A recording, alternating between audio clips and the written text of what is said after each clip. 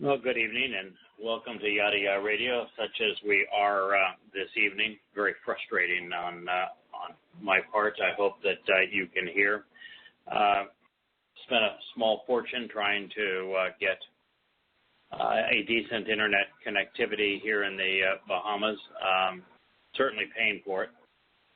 But with all of the effort to use the direct connect with Blog Talk Radio, that failed. The Bluetooth headset for the phone failed, and I'm on an AT&T card now, roaming here in the Bahamas. So we have no technology working on our behalf this evening. But Kirk and JB, are you guys both there? We are there, and you're sounding okay. Yeah, clear to me. Well, all right. Well, we will we'll continue to try, but this was not the intent of all of this additional technology. I will tell you for sure. We left off last week with just the third statement and Mizmor lyrics to be sung, Psalm 23, and it has an implication that I think is what Christians have been led to believe, Muslims have been led to believe, and that is a bit uncomfortable for those of us in the covenant. It begins, his desire is to remember all of your contributions, along with those of your branch, your means of ascent and source of answers, the one accepted and anointed. Pause now and contemplate what this means. Now, the first part of that is difficult for us. I don't think I have had any conversation over the past 20 years with anyone who is part of the covenant who has done anything for the purpose of gaining notoriety or favor or merit with Yahowah. We're not looking for a reward. The benefits of the covenant are overwhelmingly sufficient for all of us. I mean, that's a good enough reward for me. That is just fine. I just want to be one of the guys, part of the family, because we're going to be immortal, we're going to be perfected, we're going to be adopted into God's family, enriched, enlightened, empowered. That's more than enough. We'll be taken from 3 dimensions to 7, more than enough. This idea that God's going to remember our contributions is just something that we never think of. And as I shared in the probably the archive portion, the non-broadcast portion of the program last week, well, I think we're uncomfortable with it. It is the way it must be. For Yahowah to be a loving father, he has to acknowledge the contribution of his children. He wouldn't be a loving father if he didn't. And all parents remember, recollect, recall, bring to mind everything that our children have done that has value and merit. And if we do it... You pointed out to him. How could he do it? Right. So it is natural that he would want to do it. And I guess, we'll be embarrassed, but yet gladdened all at the same time. But I know there are some contributions, and that I've made that I'm kind of excited about seeing the benefit of. There are some, but it's not the benefit to me. It's really just like each time that a covenant member meets Yahweh,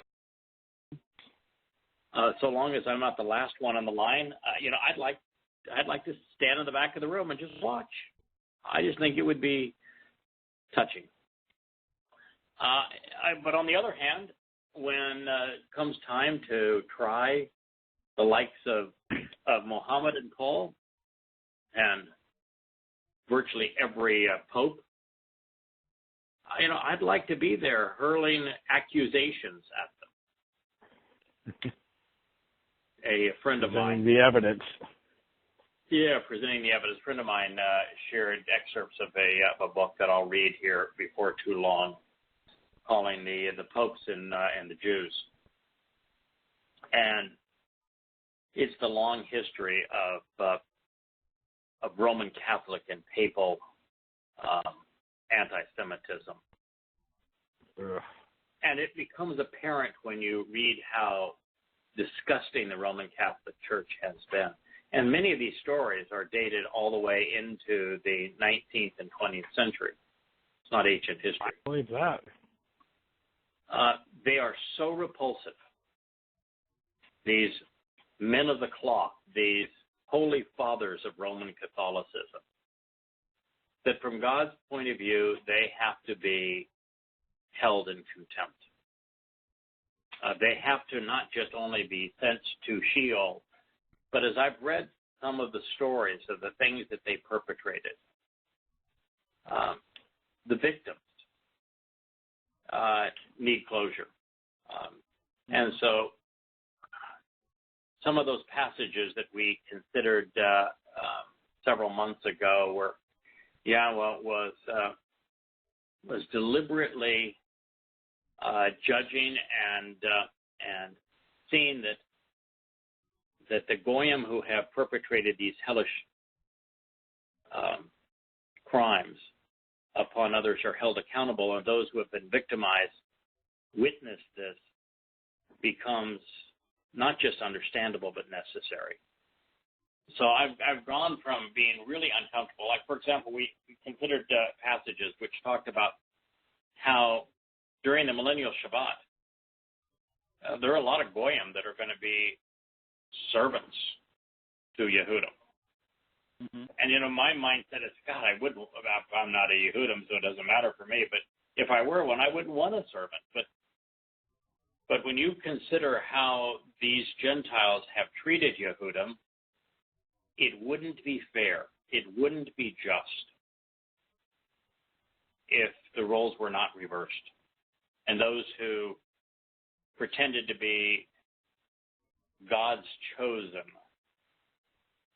are required to serve God's chosen. So very good. It is his desire to remember all of our contributions, along with, and this is really important, those of our branch, our means of ascent and source of answers. Well, who is that and why is it stated this way? I suggest that the person that Yahweh calls the branch the most often is Dode. Yeah. Yeah. Dode is the only one that is really a source of answers that could also be considered a branch because of all of his mizmor, of all of his psalms. He provides more answers really than anybody else. Like, I don't think there is even a reasonable second in terms of the profusity of answers that are provided by anyone compared to Dode. So he is the one that provides answers regarding our ascent, and he is unequivocally the branch. And by comparing us, so when God says his desire is to remember all of our contributions, along with those of the branch, that puts us in really good company. I got in there. Yeah. I mean, wouldn't you like to be in the same paragraph? Well, here we're in the same sentence as Dode. Works for me, man. I love that company. And then to make sure that we understand that it's Dode that he's talking about and that our contributions will be remembered along with his, he is the one that is accepted and anointed, Dashem. And in a moment here we'll get to Dashem and really talk about why it's it is been translated here, accepted and anointed. And guys, if you've got a different take on it, by all means. But I have Dashen as the one who was prepared and prospered, then became overly satisfied, with the primary meaning of accepted and anointed. It's in the Peel Perfect Cohortative. It's a first-person expression of volition, which is best attributed to the speaker, and thus Dode, with the object, which is the acceptable branch, has chosen to be put into action by the subject, God, with unfolding implications over time. Pause now and contemplate what this means. Now, there isn't any reason for us to contemplate it unless it is not only important, but requires considerable thought to appreciate why it's important. So let's begin. Relationships are reciprocal. Therefore, it's appropriate for Yahweh to contribute on behalf of those who have made a contribution. In this regard, there are three individuals who stand out: Moshe, Dode, and Yosha, one of whom is being designated here by the references to branch, being used as a means to ascend and provide answers, as well as being acceptable and anointed. Of the three, only Dode meets each of these qualifications. Now, 23rd Psalm, just 3 mizmor from this one, which is the 20th. Dashen, which is the word that is the challenge to translate, is presented in the heart of the beloved 23rd Psalm. You know, Yahweh is my shepherd is how it begins. Mm-hmm. In it reads, "You prepare a table before me in the presence of my enemies. You anoint, you deshen, my head with oil. My cup runs over." Now, is there any way to translate deshen other than anoint when it's talking about Dode's head being having oil applied to his head? No. So, since it is defined absolutely and unequivocally as anoint in the 23rd Psalm, it would be appropriate to translate it as anoint here. Now, when used in the Torah, especially by Moshe, go ahead. I said I don't see any reason why not to. That seems like sound logic. It's irrefutable that based upon Dode's use of it in the famed 23rd Psalm, where it can only be translated anoint, that anoint is at least a primary and acceptable translation. Now, let's turn to the Torah. When deshen is used by Moshe, it speaks of prospering. Devarim 31:20, for example. It is also used in Shabbat Exodus 27:3 when describing the construction of a receptacle used to collect the ash and fats of the sacrificial lamb once the inedible parts were burned outside of the tabernacle. That definition doesn't fit in this context because the remains are without value, leaving us with anointed, acceptable, and prosperous. Although the recognition that the remains of the Pesach lamb are to be wholly consumed by fire suggests that the only person capable of fulfilling this prophecy would be Dode, as Yosha's body was divinely incinerated in concert with the Torah's instructions. Now, moving on to the next statement. We've long since come to realize that the symbolism of Leb didn't mean heart as it does today. You know, we think of heart and emotions today, but in ancient Yisrael, the liver was the seat of emotions, and the heart was the seat of judgment. Mm-hmm.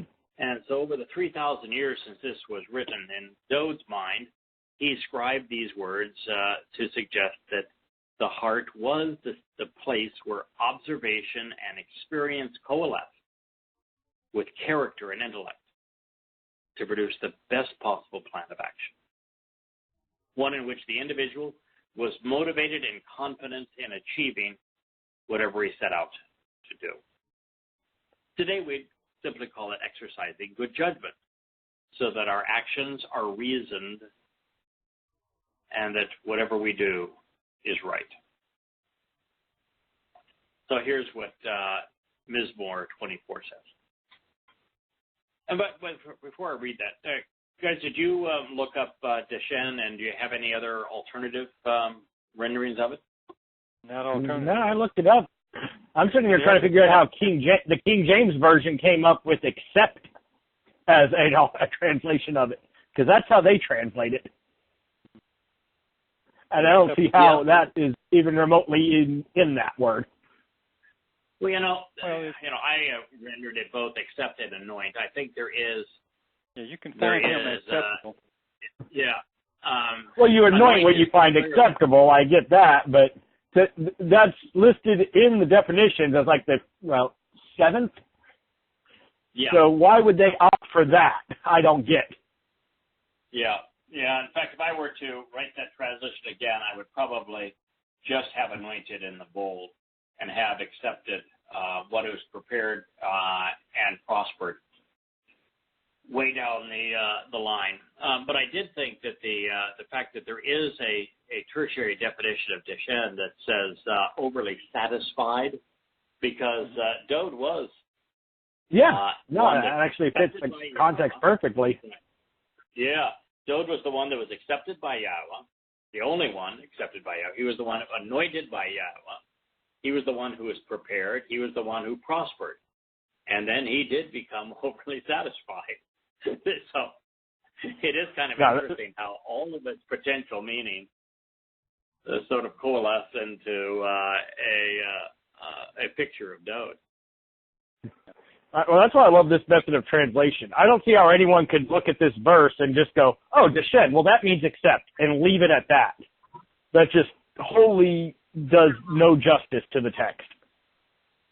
And it does no justice to our intellect, because it's clear that Deshen is anointed in the 23rd Psalm.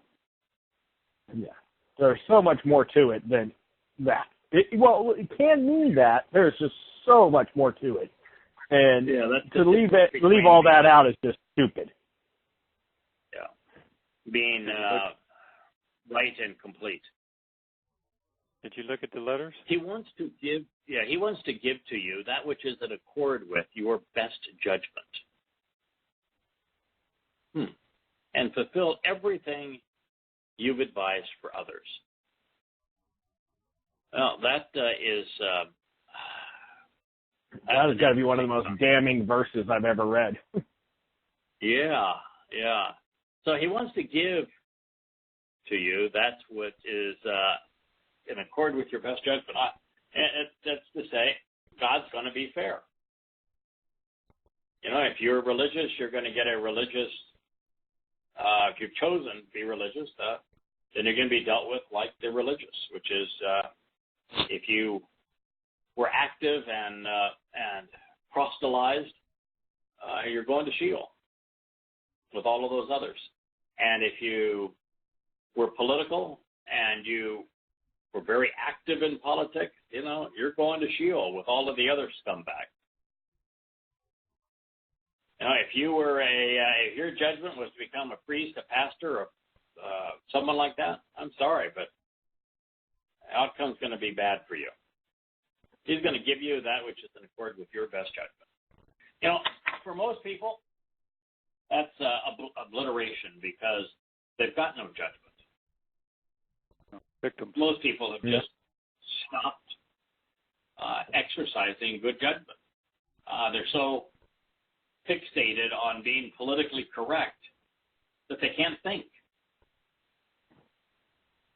And then the thing that makes it particularly poignant is to go on to say, and then fulfill everything you've advised for others.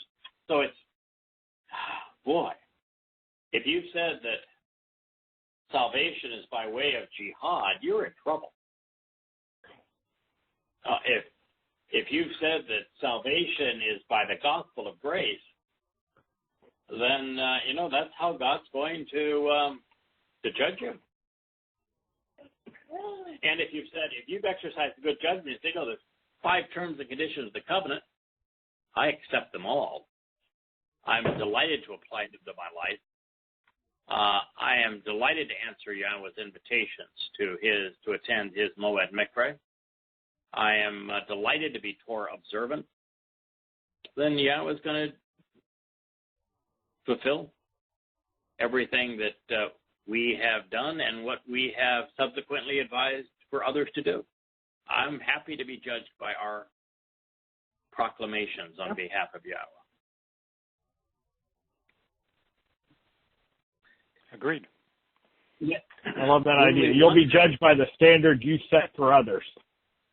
That's correct. Like that's pretty damning, but pretty powerful.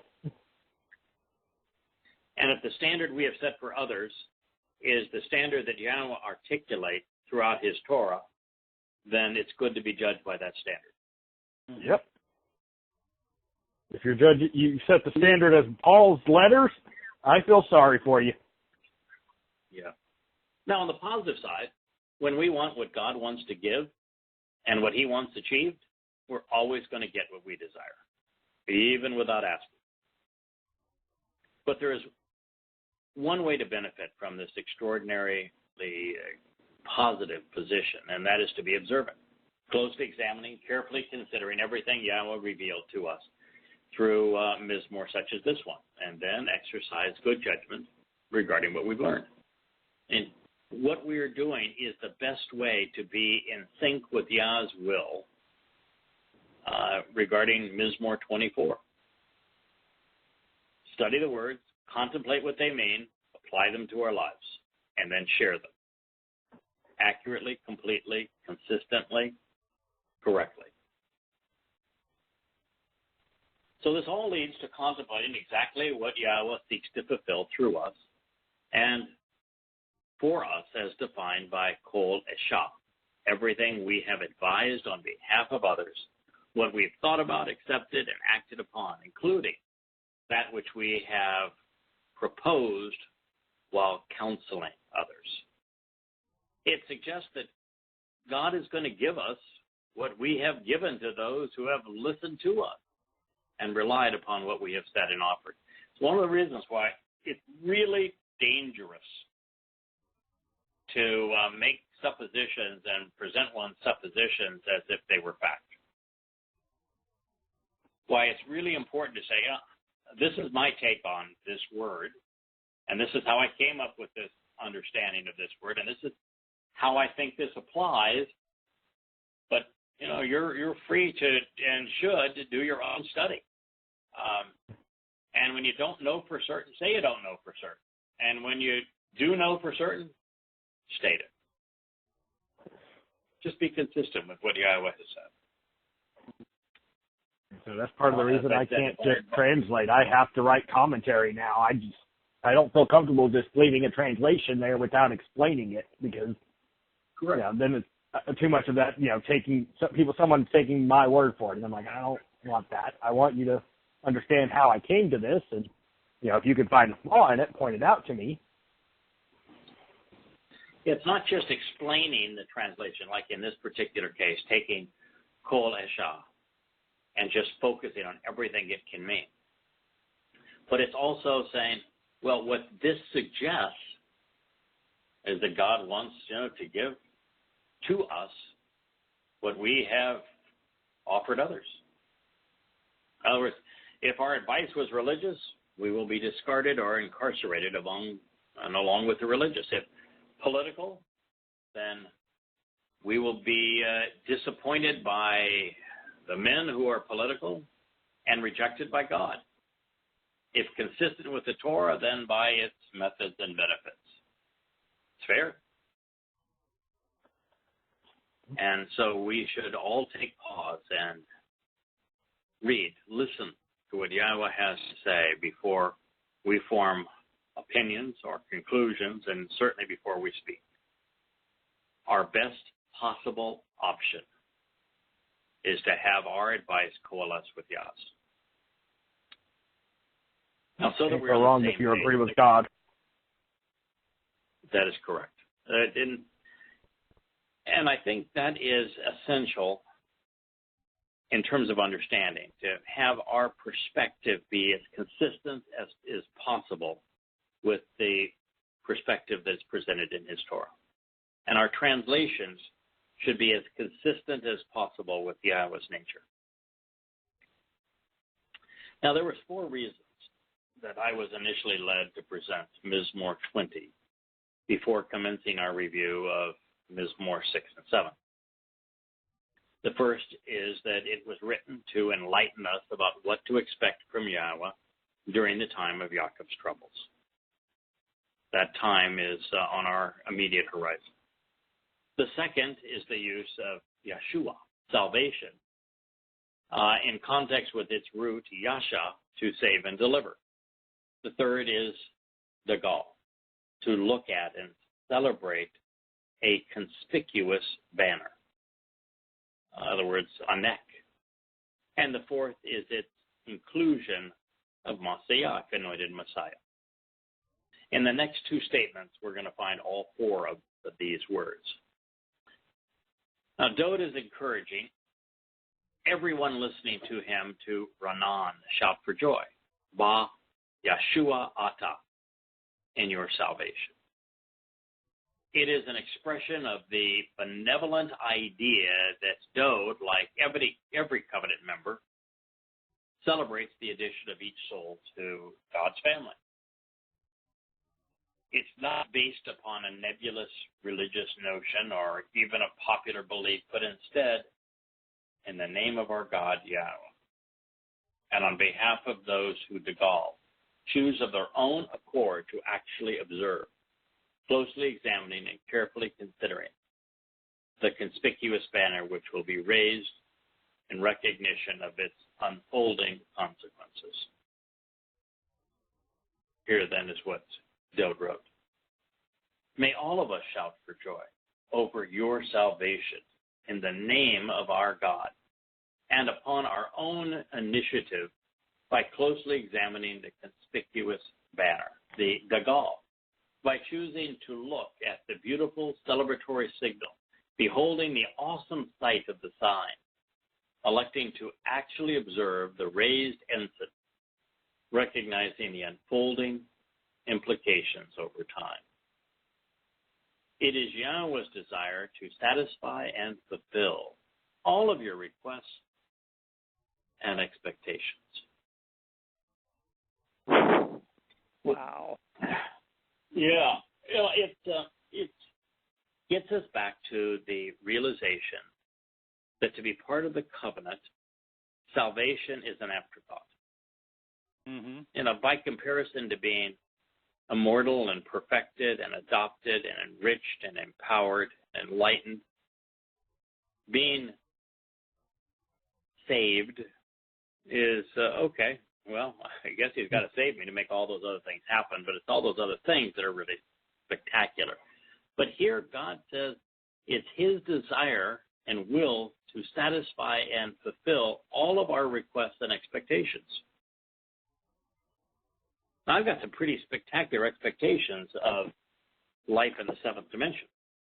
Yeah.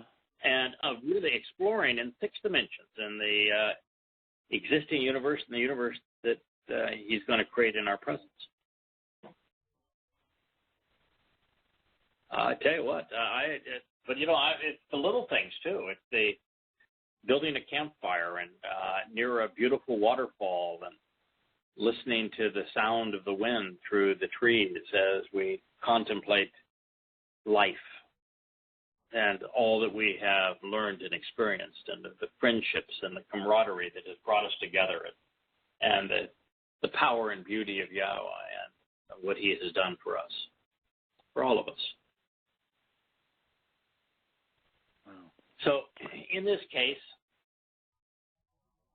we are shouting for joy over the salvation of others. And maybe what this is talking about is that we who have become part of the covenant prior to the time of Yaakov's troubles are going to be shouting for joy over the salvation of Yisrael and Yehudah. as Yisrael and Yehudah come out of the three Babylons and return home to Yah. That would be a reason to shout for joy. Yeah. And so if the audience here, if you were to speak to Yisrael and Yehudah, Dod's flock, then he would really be totally accurate to say that we will all be shouting for joy over their salvation. And of course, their salvation cannot be a religious salvation because it is not in the name of a church, it's not in the name of a faith, it's not in the name of a religion.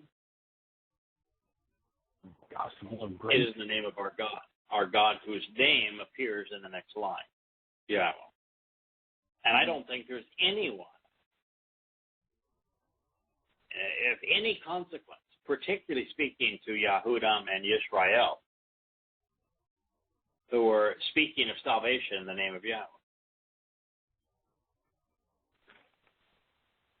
And if there is someone reaching out to Yisrael and Yehudah speaking in the name of Yahweh, I'd like to know, but I don't think there is.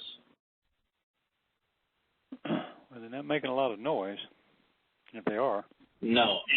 And again, the other thing that's important here is that not only is the salvation in the name of our God, it's based upon each individual's own initiative to closely examining and carefully consider the conspicuous banner, the goal. And this banner is something that Yahweh has spoken about not only in the Mizmor, but through the prophet Yeshayah. Now there it's referred to as a neck, as a conspicuous sign. And the more we've studied about the neck, the more it becomes obvious that many of the words on that sign are composed by Dod, because there's the second coming of Dod, and Dod is calling his sheep home. And so this joyful shout of salvation is not only based on the name of our God, Yahweh, but upon the initiative to closely examine the conspicuous banner. And for those who do, Dod's conclusion is correct. Yahweh's desire is to satisfy and fulfill all of our requests and expectations. So just as the previous statement was frightening, you're going to get what you deserve. Mm-hmm. You're going to be judged based upon your own judgment. This one is wholly celebratory. It is a joyful expression. Speaking of those who are observant, closely examining, carefully considered what he has revealed for our edification, Yahweh is committed to satisfying our requests by fulfilling our expectations. Now here, context is important, because this was written to those who were saved in the name of God, Yahweh, and who chose to look at the conspicuous banner, which will be raised. Now, we recognize that many of the words written on it will have come from Dod. All will have been inspired by Yahweh, either directly through his prophets or born out of thoughtful consideration of what they have written. And we hope, we expect, we think that you could be listening to them now as we consider this Mizmor. Now, the flow of this sentence, I think, is also interesting, and that the fulfillment of our requests and expectations follows the celebration of salvation. This isn't God granting temporal or mundane prayer requests in the here and now, but instead promising that life with him in the hereafter will be extraordinarily fulfilling. It serves as an affirmation, I think, that we've been right all along. Our salvation is far less appealing than the prospect of exploring the universe with the one who created it. with our Heavenly Father enriching, powering, and enlightening us every step of the way. Now imagine, we're not only going to be seven-dimensional beings, exploring a six-dimensional universe. Our guide is going to be the one who created it. If that doesn't get your motor running, then perhaps I don't know what's going to happen. I don't know what could. Go someplace else. If that isn't your trip, your trick. That's my expectation. I want to go and see create a Goldilocks planet just like Earth. Just the right size star, just the proper distance from it, just the right amount of heavy element, just the right amount of water, just the right amount and blend of atmosphere, just the right size moon for tide, just the right magnetic shield that would protect it, just the right everything. I mean, there must be a million things that all had to be perfectly tuned. The Goldilocks planet. Yes.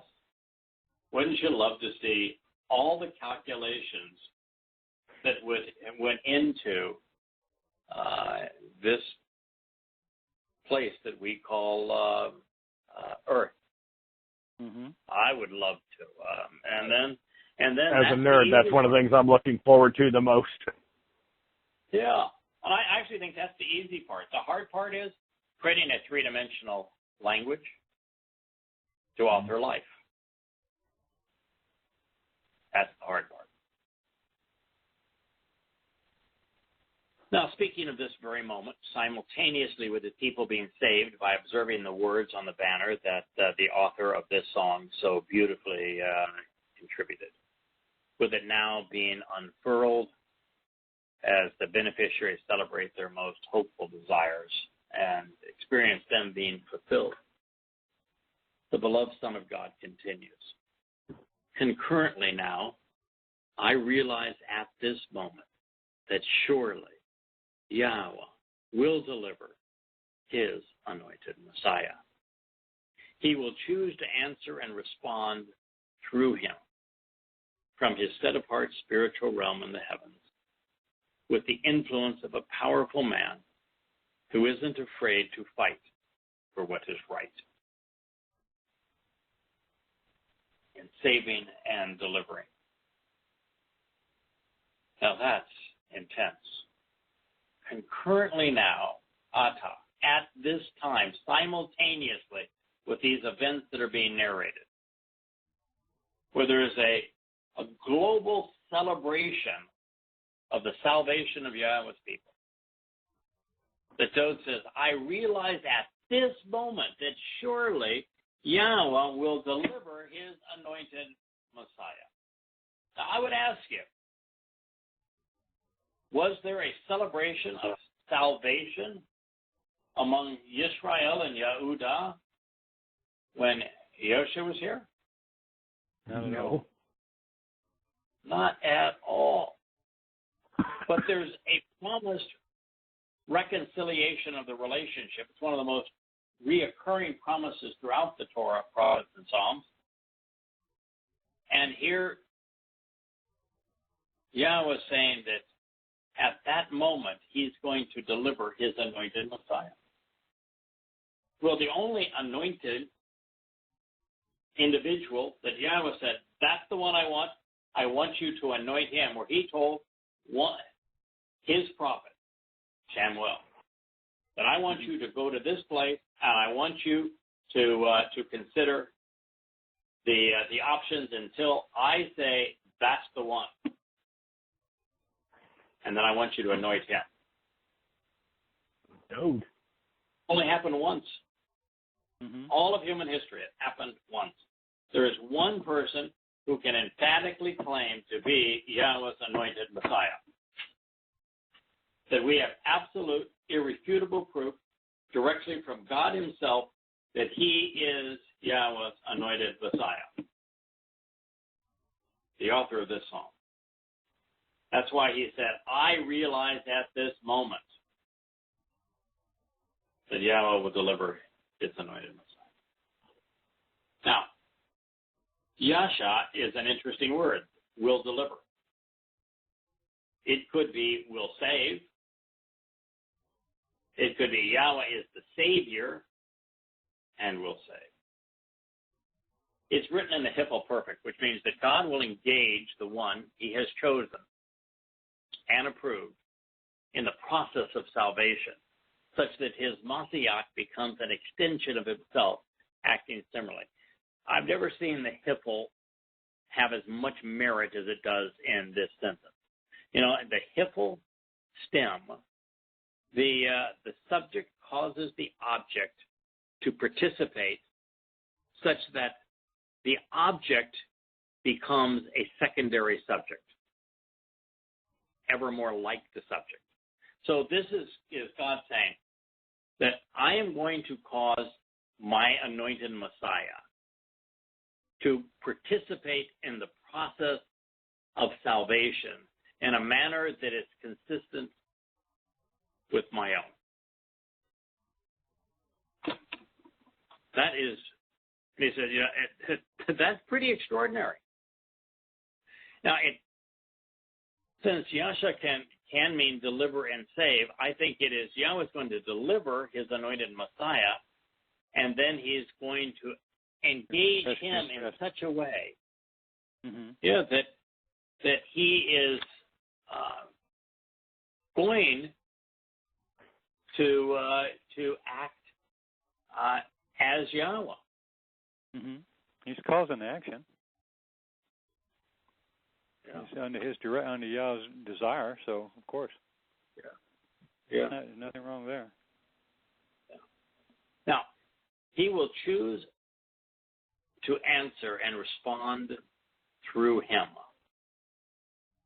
from his set-apart spiritual realm in the heavens, with the influence of a powerful man who isn't afraid to fight for what's right, being right and saving and delivering. Wow. So, we've got Anah here. He will choose to answer and respond through him. God chooses to work through people. Every person he works through has got their aptitudes, their attitudes, and their flaws. Job just happened to be the most appealing of all people to Yahweh. And so he says, I'm going to answer and respond through him. And I'm going to do so from my set-apart spiritual realm in the heavens. And what that means is that, you know, sometimes we get carried away. I get carried away on Yahweh's return and saying, you know, he's returning considerably less diminished than he was previously. He's going to come back as light energy. Even when he comes back at light energy, all of Yahweh will not fit in any part of this planet, much less the whole planet. Yahweh is bigger than our solar system. Yahweh is bigger than our galaxy. Yahweh is bigger than our universe. As a matter of fact, in the seventh dimension, Yahweh is infinitely bigger than our entire universe. And therefore, all of Yahweh will absolutely never, under any circumstances, exist here on earth. So the vast preponderance of Yahweh, even with his beautiful and stunning light approaching our planet and existing within the tabernacle on the top of Moriah,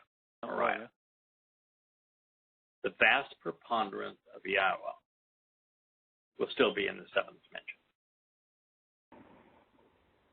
Therefore, what God is saying is that during this celebration on the millennial Shabbat, where Dod is king of the earth, that Yahweh is going to answer and respond through him.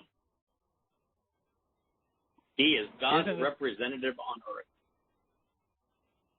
Yeah, isn't that the promise he gave to Moshe? I mean, he said, this is what I'm going Yeah. to do. Here it is. He's saying it again. Yes. He said, I'm going to But send that somebody is like you. extraordinarily profound. I mean, this is so far beyond what anyone has ever done. I'm going to answer and respond through him.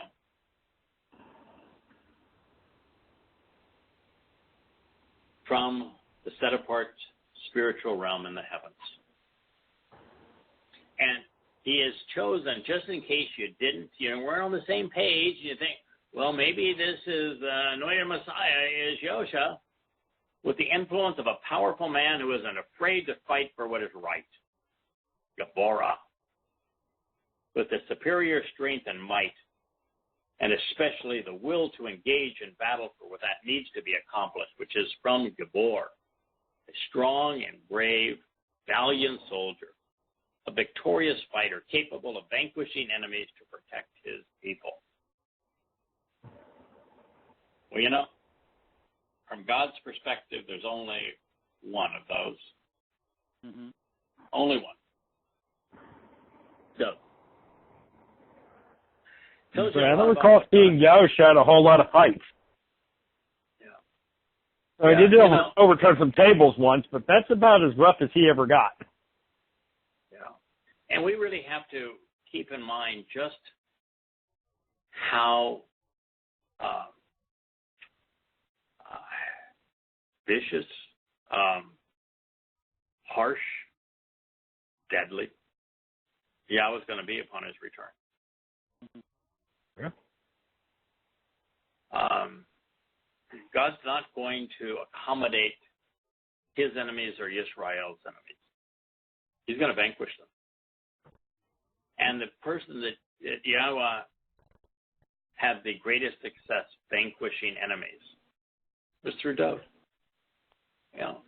Yes, Yahweh could vanquish them all with just, a word, but Yahweh prefers working through his creation. That's why we were created. And so there's the implication here that Dod is being chosen because there's a battle to be waged. Mm-hmm. Well, Yasha also means to avenge. I mean, that's in keeping with what that's part of it. So, of course. Yeah, so Yasha will avenge with his anointed Messiah. And Dod was clearly the one who was right.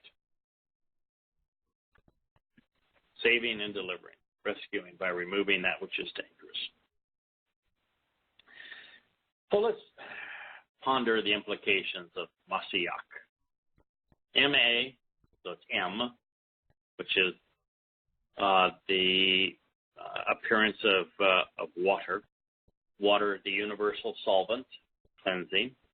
Water is the source from which life emerged. Water is the symbolic of the set-apart spirit. The SH, the shin, is teeth. So it's the spirit and the word, the nourishing word. It's actually got Yahweh's hand, doesn't it? Mm-hmm. Yes, so the hand of God, the word of God, the spirit of God. Power to lift. With the harsh, the CH sound at the end, which I believe is a protective enclosure, is it not? It is indeed. One that separates good from the bad.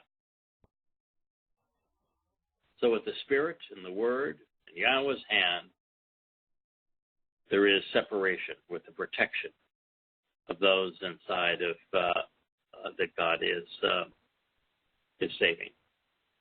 Pretty good word. Good letters. Yes. It is correctly translated, anointed, and appropriately transliterated, Messiah. Mashiach designates someone God has specially chosen and prepared, giving him the authority, approval, and permission to lead. Now, to determine whom Yahweh was referring to, it's vital to note that David, is not only specifically named as Yahweh's Mashiach on more occasions than I can count, he, on Yahweh's instructions, was Mashiach 3 times. Yahusha, by comparison, was never Mashiach, and his name is never associated with the title. Ever. Dod was a Gabora, and Yahusha never fought a battle or lifted a sword. And as we know, Yahusha is not named in a single prophecy, and Dod's name appears more prominently than all others combined.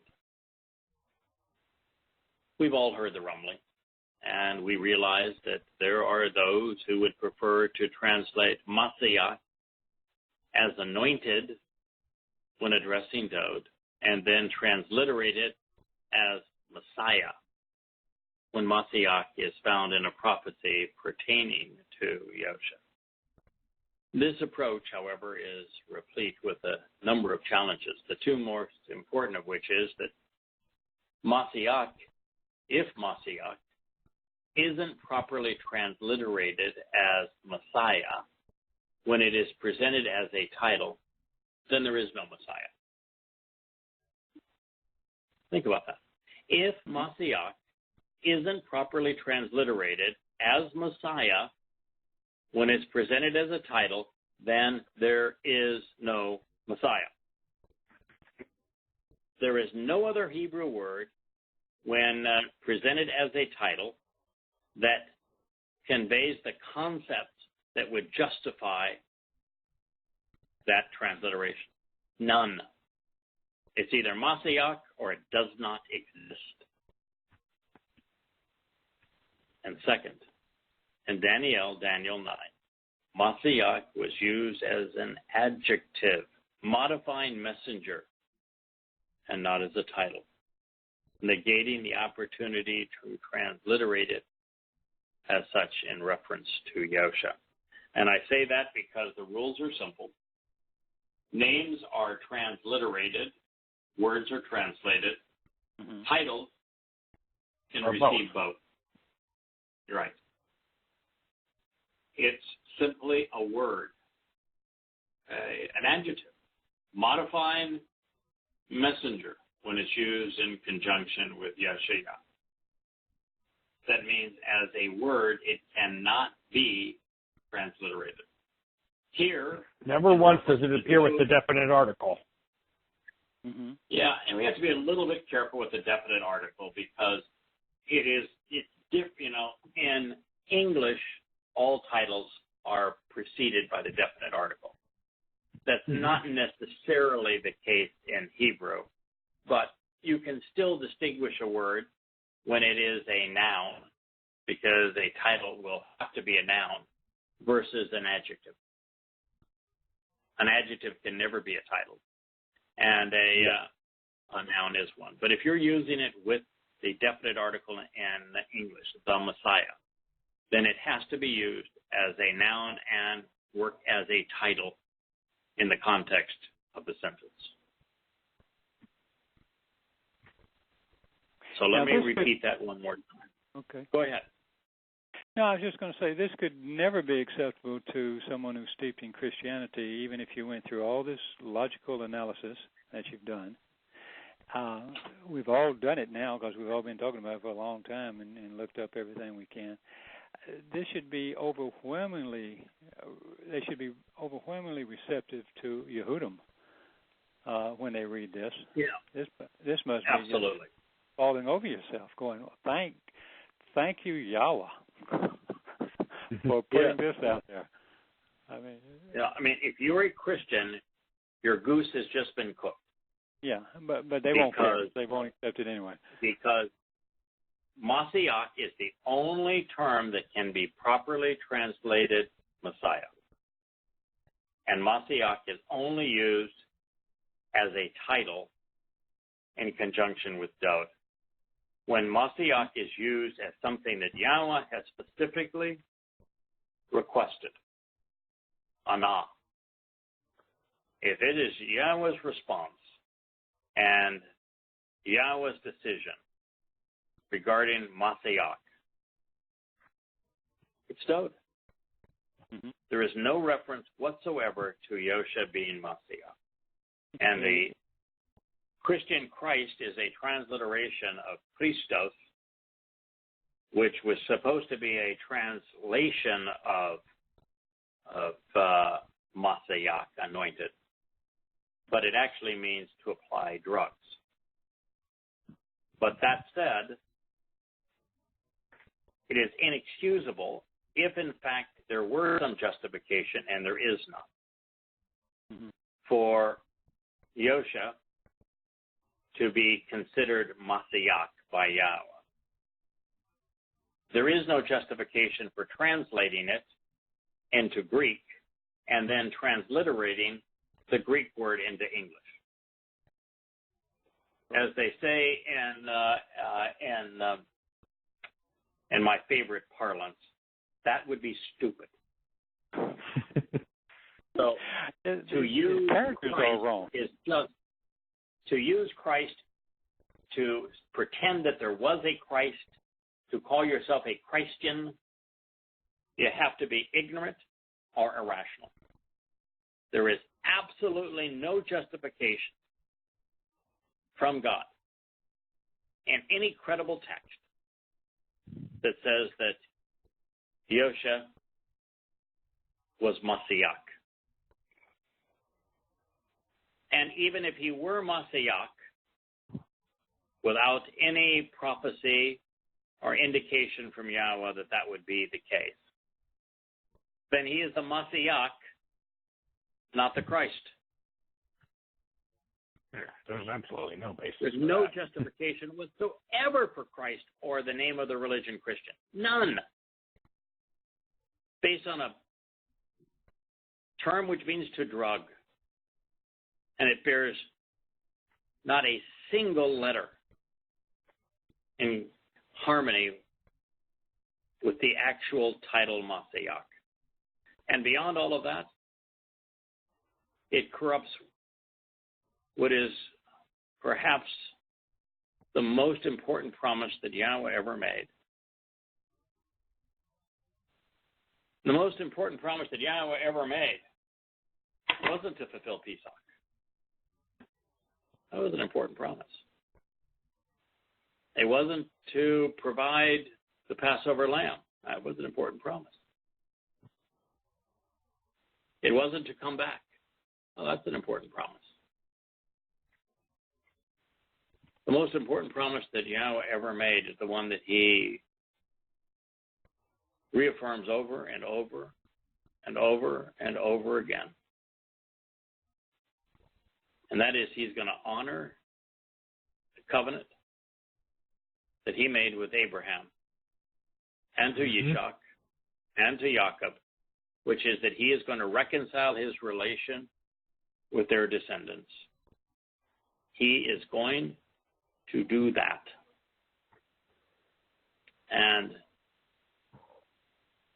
he is going to do that in the manner that is consistent with Mashiach, through the shepherding, the kingship, the authority of the most important Yahud who ever lived, and arguably the most important person who ever lived, Dod. So if you are a Yehudem, you are a Jew, you are a Yisraelite, your Mashiach has been here. His name is Dod David, and he is going to return. You ought to read and contemplate every word the man was inspired to convey. As you said, Kirk, this is a death knell to Christianity, and it is a cause for celebration for all Christians and for all Jews. And it should be, when you consider that hell that the Roman Catholic Church has perpetrated on Yahweh's people, a passage like this that destroys their credibility and elevates the importance of those they have abused is of just soaring jubilation, of something that has to be, that should be, that we ought to be celebrating, that God's going to hold in contempt the Christians. And he's going to elevate his people, and he's going to do so with the most important Yahud who ever lived, Daud. He is the Messiah. He is the Son of God. That is so fair. It truly is so fair. And the more one understands how horrible Christianity has been, it is literally the putrid well from which all of the modern anti-Jewish blame the Jews conspiracies have emerged. If you want to know the source of the preposterous notions that have been perpetrated by those who claim that the Jews are plotting to kill the Gentiles, the Jews are plotting to take over the world, that Jews are disgusting and conniving and untrustworthy, and that Jews are the ones who killed Jesus. If you want to know the source of all of that, people who did study all the that. archives. Yeah. You want to study the archives of the Roman Catholic Church. They are the bane of existence.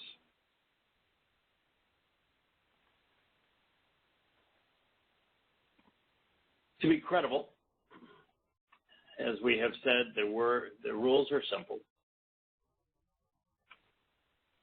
And that is that titles must be transliterated, as is the case with names, communicating their pronunciation in the new language. Titles can be explained, and they should if they convey something of interest. With Daud, Masiach is used as a verb, as a noun, and as a title, making him both anointed and Messiah, with the unnamed prophetic announcement in Daniel. The messenger was simply Masiach, prepared, authorized, and set apart to convey a message. Now, moving to an even more controversial concept, we have two choices with Yasha. When it is addressing Yahweh's Masiach, anointed Messiah, Yahweh can be delivering his Messiah or saving his anointed. Now, should you be of the belief that it doesn't matter that Yosha was never actually Masiach, anointed, or named as the Messiah, then Yasha can only be rendered delivered in the sense of providing a Savior in this case, because it makes no sense to suggest that Yasha will save Yosha. But both concepts work with Daud.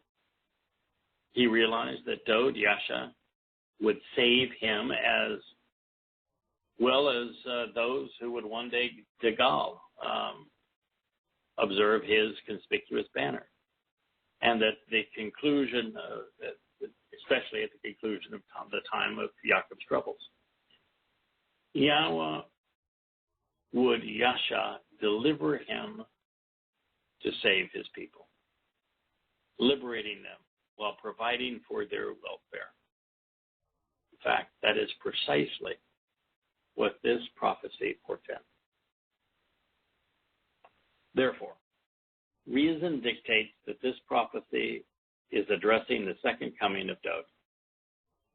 The timing is correct, as is the subject, as well as the action being described.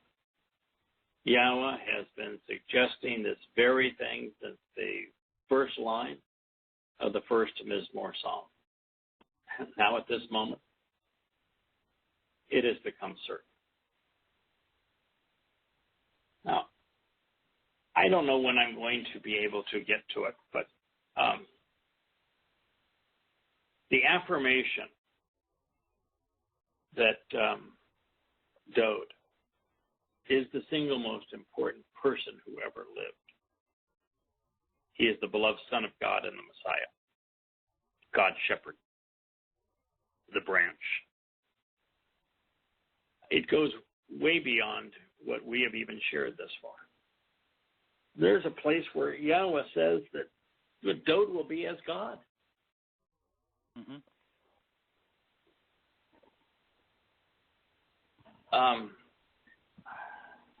This is the ultimate good news. You know, they say, I've got some good news and some bad news. Well, what's the good news? That Jews, Israelites, Yehudim, can look to one of their own, Dode David, the one who wrote the greatest songs ever sung, to find their way home. What's the bad news? Those that have abused them,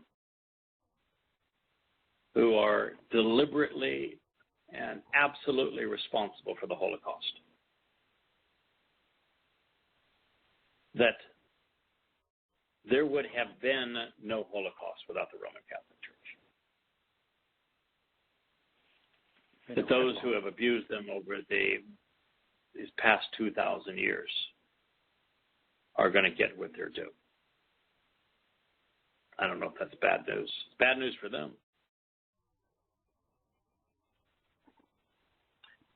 Now, there was other insights in this prophecy that are worth considering, particularly Anah. Translated, he will choose to answer and respond through him in this statement, for many reasons, the most important of which is that it's the operative verb amidst the Mikra invitations, because God is soliciting our response. But here it literally sings its way into the heart and mind of God himself. Yahweh chose to Masiach, anoint Dode David, and inspire him as his prophet, because he wrote the songs God has chosen to Anah sing. More than anyone prior or since, God became Anah, preoccupied with the man through whom he would speak, such that his creation would find the Anah answers needed to respond appropriately. It is through the words Yahweh inspired Dode to write that Yahweh's Masiach fulfills and facilitates our Yasha salvation.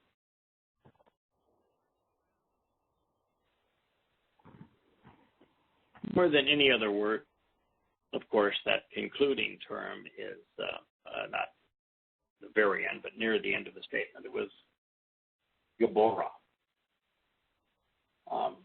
It's found in Yeshayahu 9. It's what keeps Yeshayahu 9 from applying to Yosha. A Gabor is a fighter, one who battles for what is right and is committed to defending his people. You know, God did not allow Dode to build his temple because he said he was a man of war. And so you might say, well, why then is God so fixated on Dode being a fighter and wanting to return with a fighter at this time?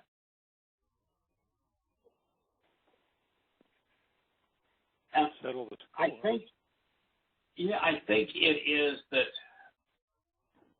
the Dode fighting to protect his flock was wholly appropriate.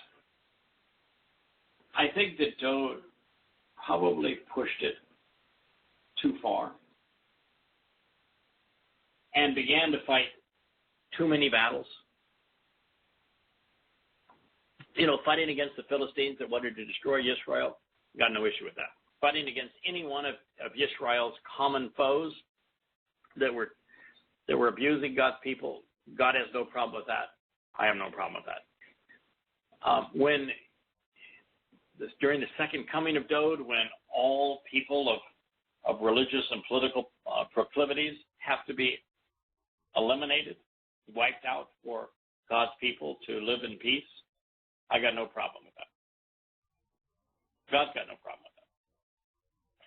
But Dode probably pushed it a little far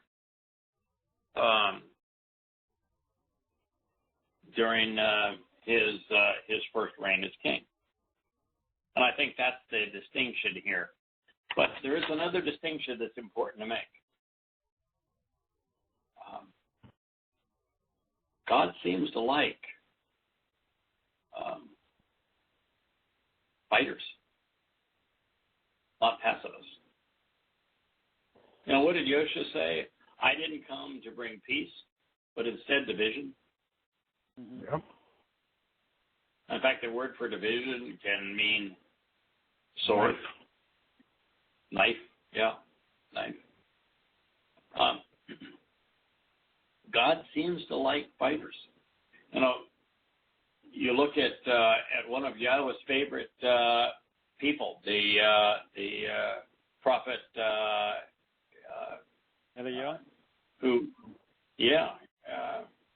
who was just so spectacular, Elia, at fighting against the pagan religious leaders. Now, his weapons were words. The weapons don't have to be implements of war. Weapons can be words. Yahweh likes the most effective weapon. Yes. When you look at Yosha and the way he responded to the religious and political types, he cut them down at the knees, but with words. We take no prisoners. We're tenacious when exposing and condemning religious and political and conspiratorial lies. God likes that. That whether it's true or not, when Yahweh was evaluating the Laodiceans in the last days, and says, you're neither hot nor cold, so I'm just going to spew you out of my mouth like your vomit. God much prefers people who take a stand. Be committed. Be a fighter. Bow your back. But do so in a way that is, right. And then you can, Yasha, save and deliver Yah's people from harm's way and care for their general welfare. Now, should you be among those who prefer to translate Yamin as right hand, it's Dod who is returning as the hand of God and as the king of Israel, as the son whose home will exist next to his father's house. So you could correctly say that Dod's going to be the very hand of God. Now, I understand that some may not agree, and that is your prerogative. These realizations are shocking to former Christians, as they are to Jews who have been tormented by them. So if you're not convinced, you may want to ponder the implications of the prophecy that Yahweh revealed through Yaked El, God strengthened Ezekiel. How about this from 34:22 through 25? I will save my flock, and they shall no longer choose to be approached as plunder. I will judge between the sheep and the goats. That's 34:22. When Yahweh revives Dod's life and replaces Lord's, we should rightfully give credit to where credit is due. Dod's Savior is Yahweh, and that is why God is speaking in first person when stating his intent to save his flock. And it is Yahweh who chose to enlighten us and to lead us home through this man. And it's him that we should listen and follow. Now, I think that we have, or most of all of us would have missed the realization that Israel has brought much of the abuse the nation has suffered on itself had we not considered the story of Moab's destruction. As you recall, we considered its implications in the 11th chapter of Volume 2 of Observations for Our Time. Fortunately, Israel's self-destructive mindset is about to change. The following statement is specific and emphatic. Dode will be raised up and established as Yahweh's shepherd and co-worker to care for God's sheep. This is what it says. Then I will raise up and establish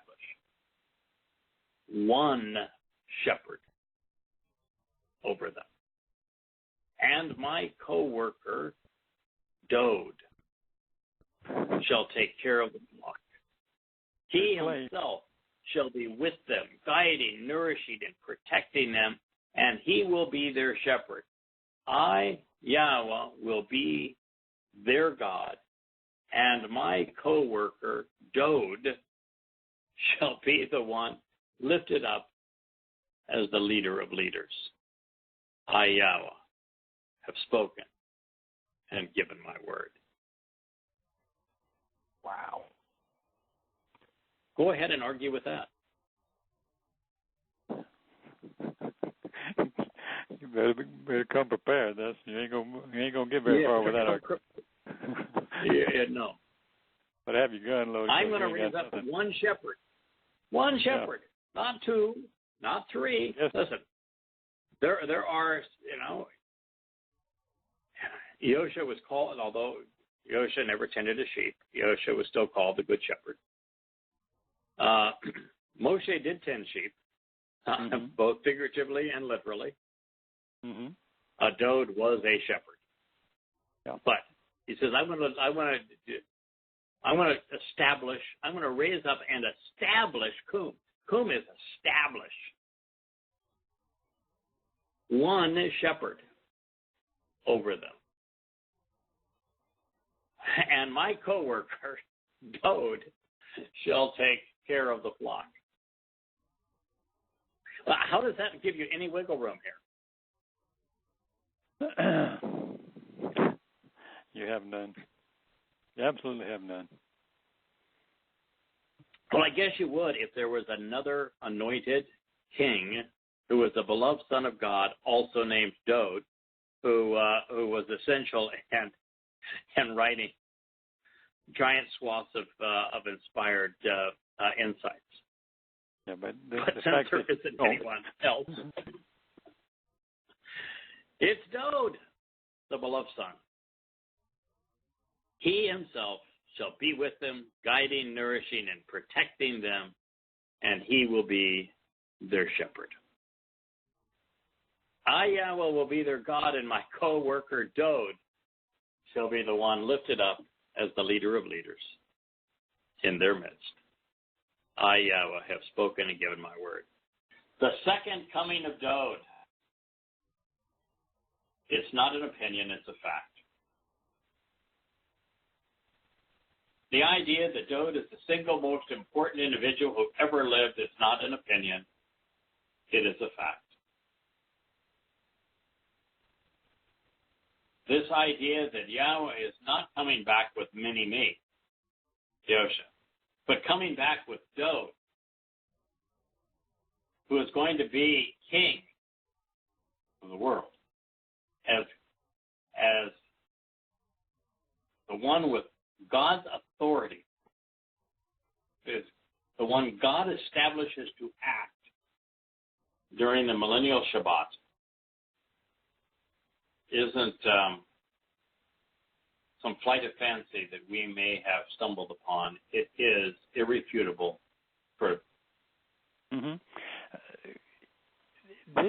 This says, correct me if I'm wrong, this says that he's, at this particular time, this is Jacob's trouble, he's going to lift him up. And we know from previous studies that Dode is asleep, and he's going to lift him up later.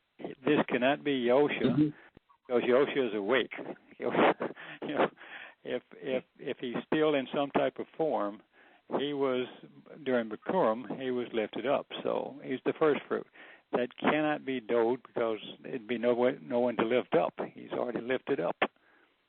I mean, it's just, I don't care what angle you look at it, and I've tried every angle I can think of. It can't be anyone but Dode, other than the fact that, Yah himself said is Dode. That's a clue. But the rest of it is, I mean, I don't care how bad. He only named him.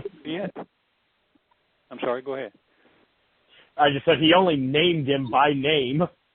Yeah, that's irrefutable. If that ain't enough evidence for you, I don't know what's going to convince you. Well, I don't know. The Christians have to turn it. They have to make Christo turn into this person. Oh, what they do? Just ignore it. What they do is they say that since we know that Yosha was he said Dode, but he's referring to Dode is just a stand-in for Yosha. Yeah. Well, then if he was, then why do you think that Yahweh was incapable of writing or inspiring Dode to say Yosha? Do you think that Yahweh knows the difference between the two names? I think. I would think so. He created the language. Yeah, if Yahweh meant to say Yosha, you think he would have written Yosha instead of Dode?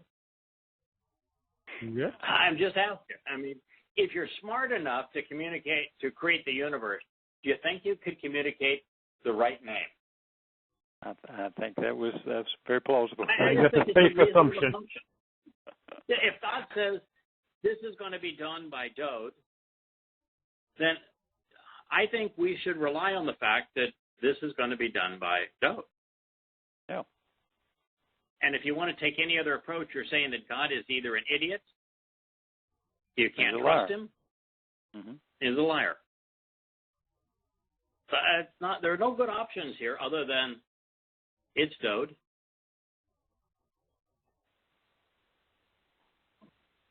So there should be no controversy here at all.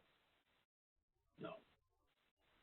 Dode is Yahweh's Messiah, the beloved Son of God, and thus the most important person in human history. Everything God says and does happens for a reason. What we're about to read explains the reason the universe exists, why life was conceived, and the purpose for which the Torah was written. Then I will cut to approach them, a reconciling, family-oriented covenant relationship. In addition, I will observe the Shabbat by bringing an end to evil lives, as they will be removed from the earth, such that they, which would be the sheep of Yisrael and Yehudah, even in the wilderness, will feel safe, confident, and secure. Wow. Well, we knew from Yirmiyah 31 that Yahweh was going to reestablish his and renew his covenant with Yisrael and with Yehudah, and that he's going to do so by way of integrating the Torah into the very fabric of our lives. Therefore, when he returns with Dode as his shepherd, God's saying that this is at a time when I am cutting, severing and separating, and therefore reestablishing with stipulations, benefits, and responsibilities for the purpose of being able to approach them a shalom, a reconciling, saving, and satisfying, favorable, healing, beneficial, family-oriented covenant relationship. In addition, God is saying, I'm going to bring an end to, I'm going to celebrate the Shabbat, that the final 1,000 years of the plan of 6 + 1 = 7. I'm going to observe the Shabbat by bringing an end to Ra'ah Che, evil lives, the lives of those engaged in perverse and misfortunate wrongdoing, who are troubled, clean and ruinous, malignant and disagreeable, displeasing and distressful, injurious, those who are adversarial, because they're going to be removed from the earth, such that they, even in the wilderness, can dwell confidently and remain safe and secure. Seems pretty darn clear to me. In fact, obvious and rationally irrefutable. Yet old myths die hard. So for those still clinging to the popular, albeit misguided expectations of Christianity, who are dying to see their Lord Jesus Christ in this role, take your position up with God and see if you can get him to renege on his promise to his son and to his shepherds sheep. Considering all of this, the English translations want to translate Che as beast. Every English translation, I just looked at like 4 different ones. All of them say the evil beasts from the land. How can an animal be evil? Animals are instinctive. They're not good, bad, or anything. They are amoral by definition. There's no such thing as an evil beast outside of humans. Correct. Because they don't have a nasama. They really cannot. They're not capable of being evil. No, they react on the way their DNA is written. Yeah, evil beast. No, not evil lives, because they don't want it to associate to humans. But the fact is, the beasts are the humans. The religious humans are the beasts. Yeah, by the way, there is no word for sheep here. There are 2 ra'ahs, one with an ain, one with a aleph, and the one with an ain is evil. The one with the aleph is shepherd. So I'm sorry here, but there is no reference to sheep. Ra'ah che is evil lives, the lives of those who are perverse, misfortunate, malignant, disagreeable. That's what the word means.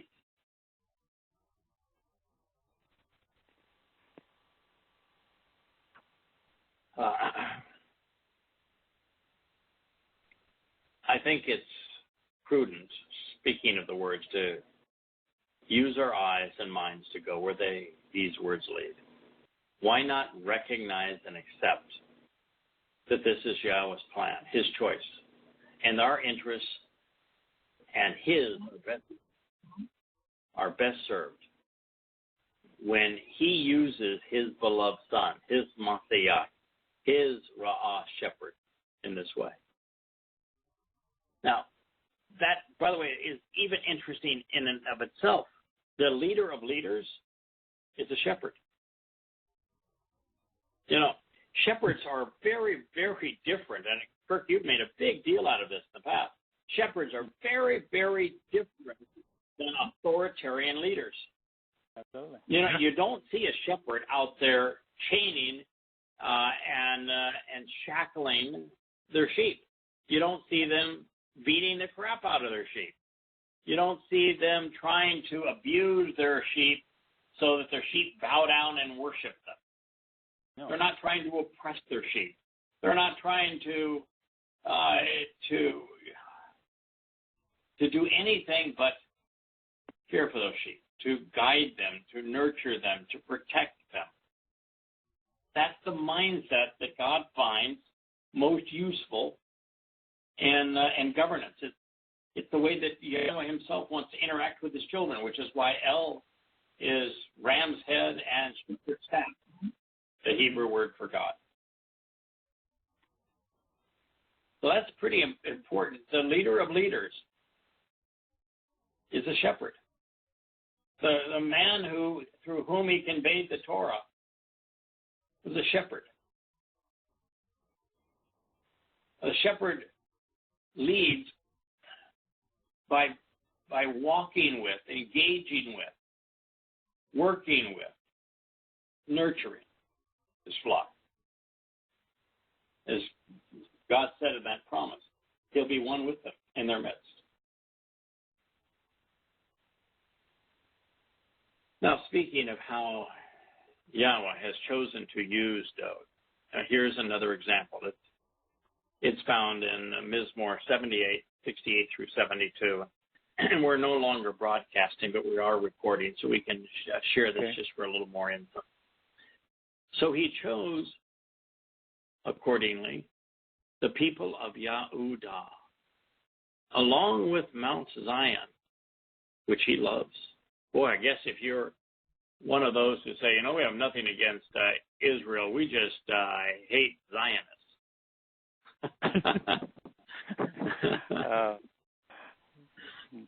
Mount Zion, which He loves. In addition to Dode, Yahweh prefers Yehudah and loves Zion, the Messiah's people in place. These conclusions are irrefutable. As such, you can kiss the notion of replacement theology goodbye, and along with it, the Christian Church and the Vatican and Rome. And he built and simultaneously lifts up his set-apart place in contrast to the material realm, which he constructed and established long ago for an enduring future purpose. Everything which is important to God is set apart and separate and distinct from that which is common and ordinary, distinct from man's ways, society's ways, cultures, and civilizations. And nothing is more common among men than religion, government, and militarism, all of which are typically intertwined. That is not to say, however, that there's anything wrong with the physical realm, the earth or universe beyond. Yahweh designed all of this for our benefit and to serve his purpose. Moreover, there are specific places which, in contrast to others, reveal his intent, serving as enduring symbols and metaphors. And these include Noah's Ark, the Ark of the Covenant, Yisrael, Yehudah, Jerusalem, Moriah, and especially Zion, even the tent of the witness and temple. Now, from the perspective of choosing and loving Yehudah and Zion, and of building and lifting up that which is set apart, we find Yahweh once again affirming that he has chosen Dode to shepherd his sheep. According to God, Dode is the good shepherd. He chose therein his associate, Dode. He took him from the paddocks for sheep, from following after and nursing ewes.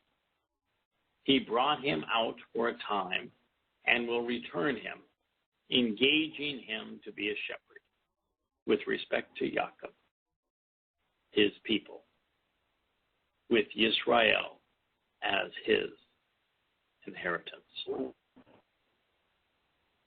Wow. Once again, Dode is named. The focus is on Jacob, which is all of Yisrael. The man who is a shepherd will shepherd his sheep. And Yisrael becomes his inheritance. The words are abundantly clear. The shepherd Yahweh chose to guide his flock, the descendants of Jacob, was, remains, and will once again be Dode, David. Yisrael is his inheritance.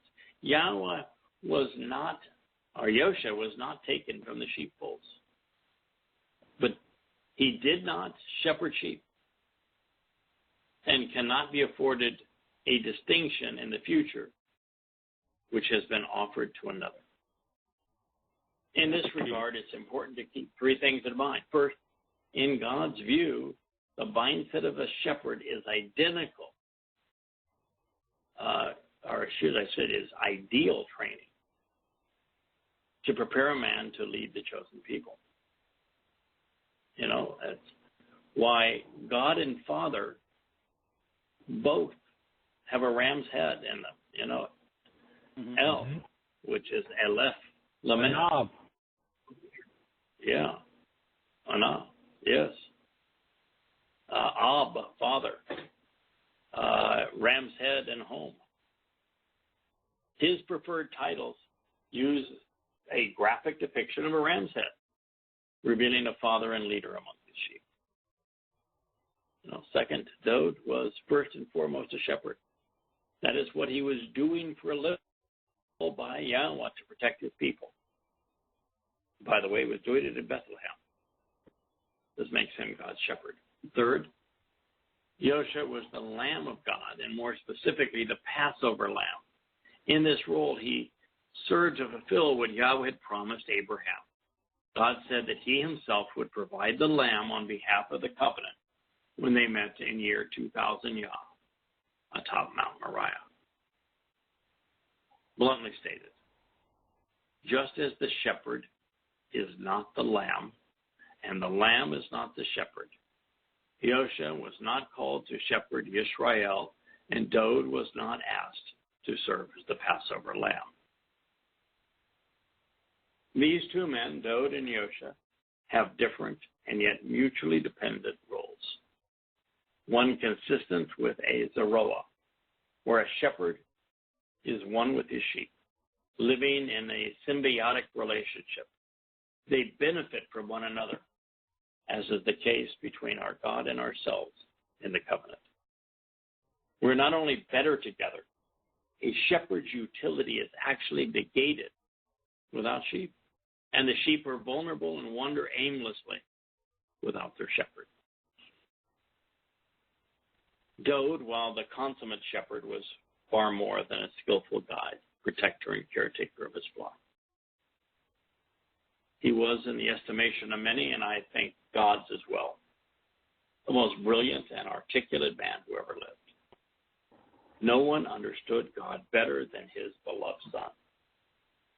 Dod was a man of insight and character, whom God presents as the one we should trust. He would write, and so he will actually and continually lead them, nurturing and protecting the flock with integrity because of his astute ability to exercise good judgment. And he will lead them with his capable hand, with insight and understanding.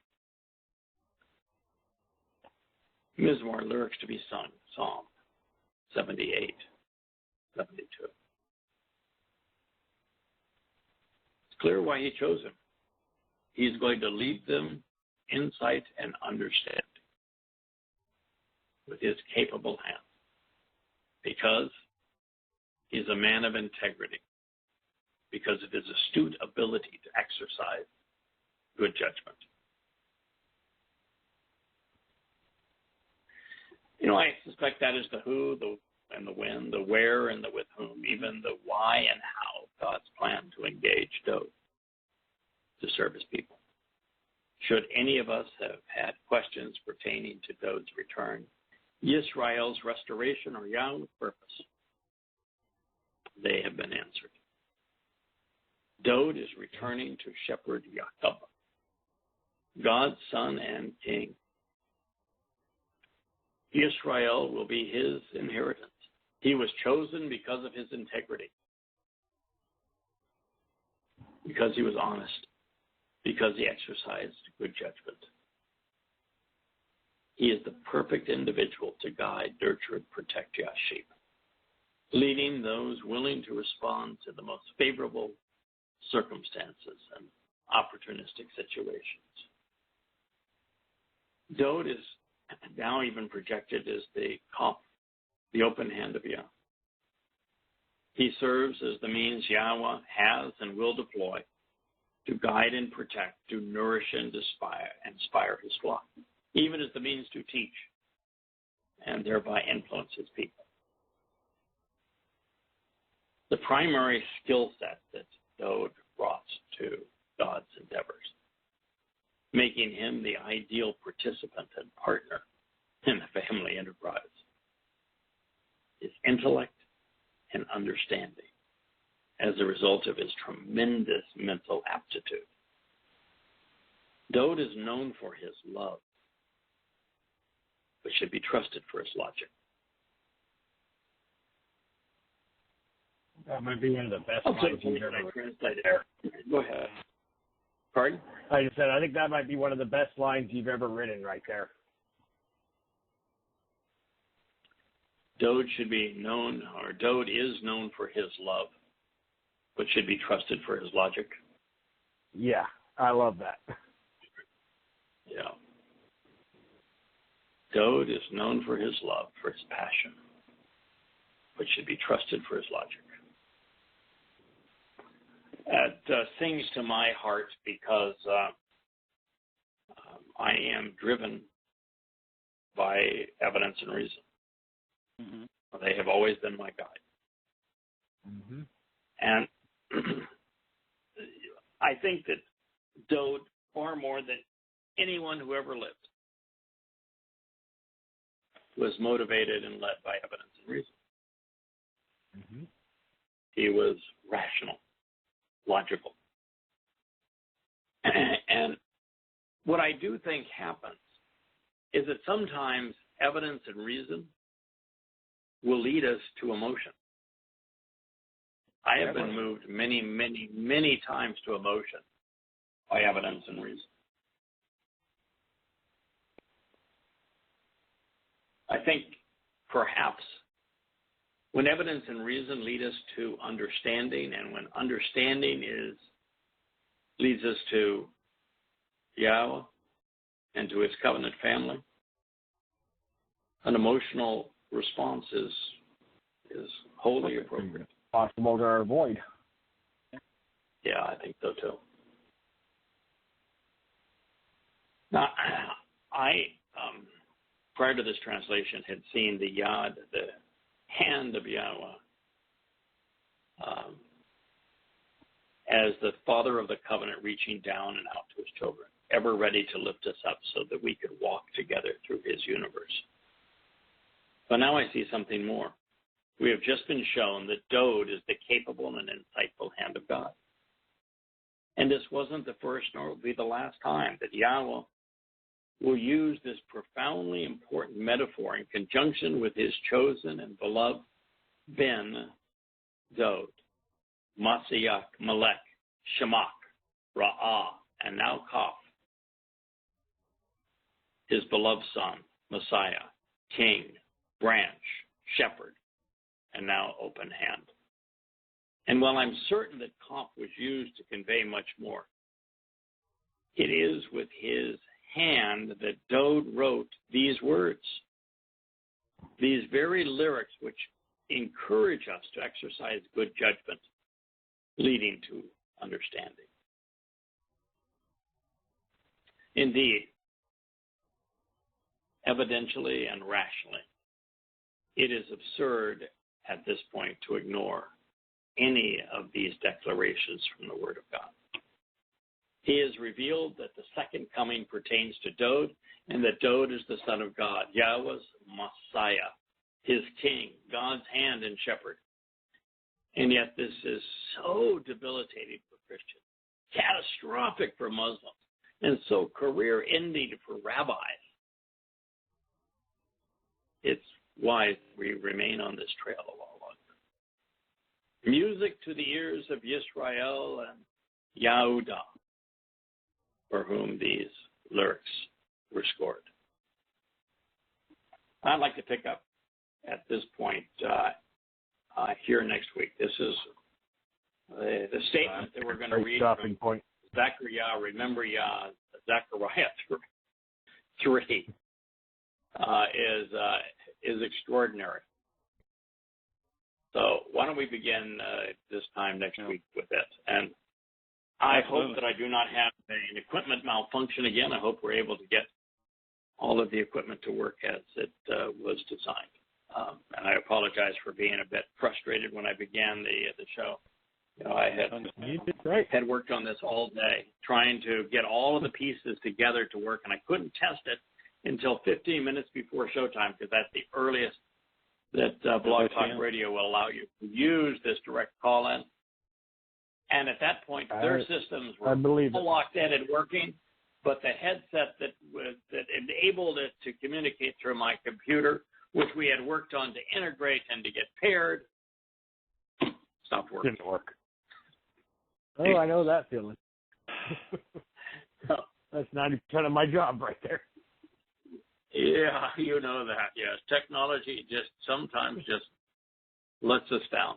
And yet here I sit, among the turquoise blue waters of the Bahamas, most gloriously beautiful all those sunset and beaches, yes, that you'd ever see.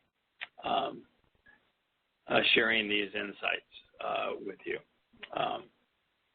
So I must say I'm delighted that there is a cell tower 200 yards from where I sit, and that the cell phone will work beautifully, and that we do have internet, and maybe I'll get them to play nicely with each other next week. Sounds good. Well, so from from Chub Key here in the Bahamas. I say good night. Hope to be speaking to you from the Exumas next Shabbat. May God bless you all. Yes. And for all those celebrating Towrah this week, enjoy and have a great time. Me too. Yes. Take care. Yeah, for those of us, we celebrated it a week ago, and it was marvelous. Good night, y'all. Good night. God bless.